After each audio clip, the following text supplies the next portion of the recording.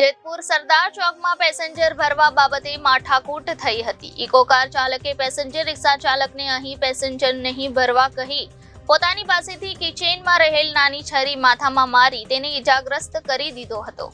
જેતપુર સરદાર ચોકમાં પેસેન્જર ભરવા બાબતે માથાકૂટ થઈ હતી। સરદાર ચોકમાં પેસેન્જર રિક્ષા લઈને ઉભેલા યુવાનને ઇકો કાર ચાલક સાથે રકઝક પણ કરવામાં આવી હતી। ઇકો કાર ચાલકે પેસેન્જર રિક્ષા ચાલકને અહીં પેસેન્જર નહીં ભરવાના કહી પોતાના પાસે કિચનમાં રહેલી નાની છરી માથામાં મારી તેને ઈજાગ્રસ્ત કરી દીધો હતો।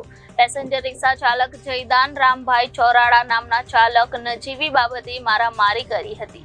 ઈજાગ્રસ્ત યુવાનને જેતપુર સરકારી હોસ્પિટલ સારવાર અર્થે ખસેડાયો હતો। જેતપુર સિટી પોલીસે હોસ્પિટલ પહોંચી ગુનો નોંધી વધુ તપાસ હાથ ધરી છે।